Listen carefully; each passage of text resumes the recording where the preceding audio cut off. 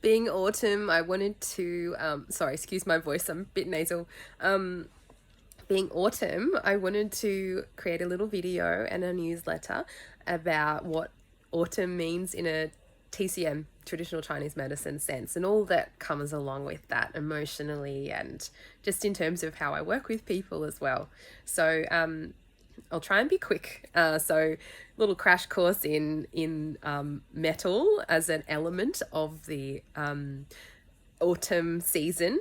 We have the organs of the large intestine and the lungs, and the corresponding sort of spirit is the corporeal spirit. What does that mean? The corporeal spirit is of the body. I don't even know if I'm pronouncing that word correctly because I've only ever read it.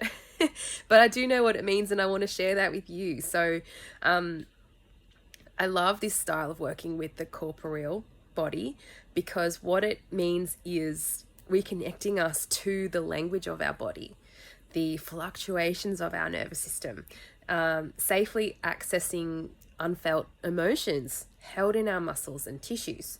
So where the aim is to explore these more unconscious symbolic murmurings of the body that can be brought to the level of our conscious awareness. I use my hands a lot when I'm explaining this because we have our somatic body, what is felt and what is thought.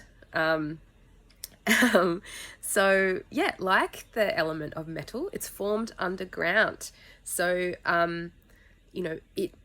in working in this way to identify or to be with this part of us, which we don't spend a lot of time with our bodies. We're very thinky.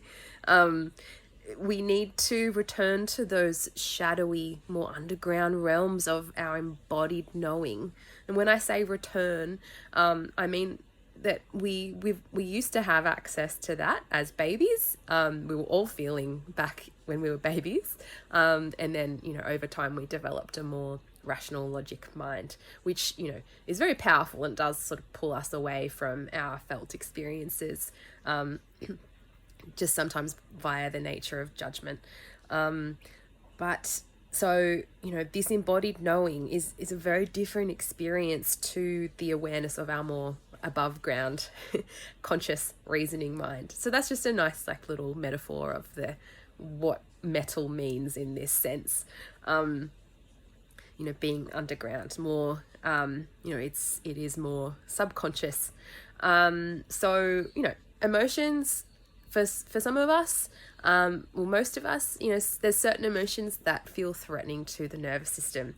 And so our beautifully clever, wonderful bodies, they need to find an outlet for that emotional energy. So they will somatize it.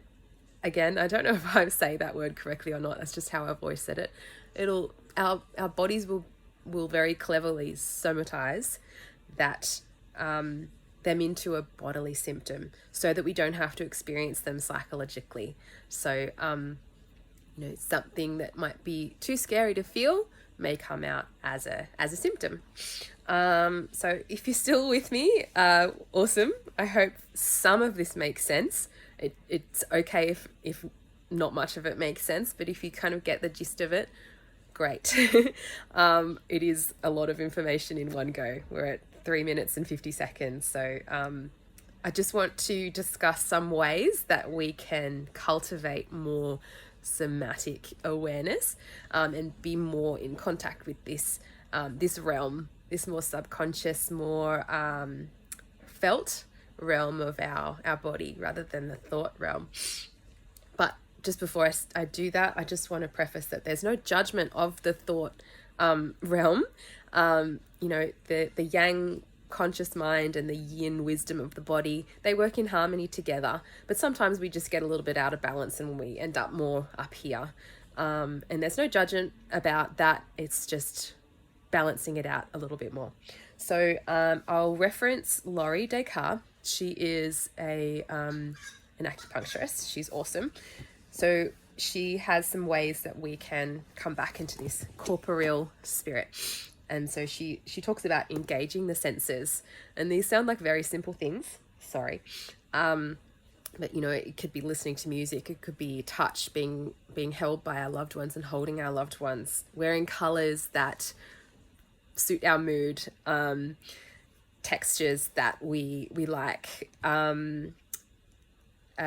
taking walks in places that, you know, really nourish our senses, what we can hear, what we can smell, what we can see.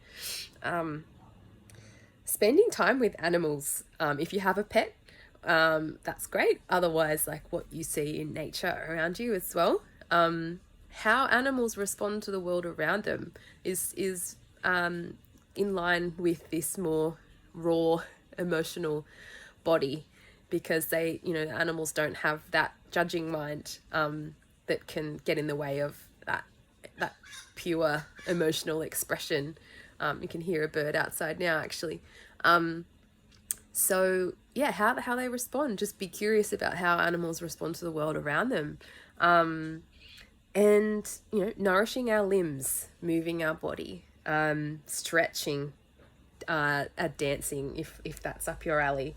Obviously, you know, yoga and things like that as well. Even, you know, after a shower, making contact with our own bodies by, you know, oiling our skin, especially in winter and autumn when we can get a bit dry. And then finally, noticing where strong emotions show up in your body. You know, for example, when we feel nervousness, we might feel like a tingling or butterflies in our stomach. If we feel anger, we might feel a rise of heat and a rush of energy coming up through our body. With embarrassment, that also feels like it's quite warming, and but can be a little bit contracting. So just noticing these sensations in our body, and getting a little bit more familiar with the body's experience of these emotions. And then, you know, over time, once we feel more safe to feel them, what does our body need with those felt experiences? Do we need to walk? Do we need to, you know, cuddle someone? Do we need to breathe? What does our body need to do with that emotion and the felt experience of it, so that we can transmute it, to process it? All right, I think 7.5 minutes is definitely enough. Thank you for listening if you stayed with me all this time. I hope that all makes sense, and I'll look forward to talking to you soon. Bye.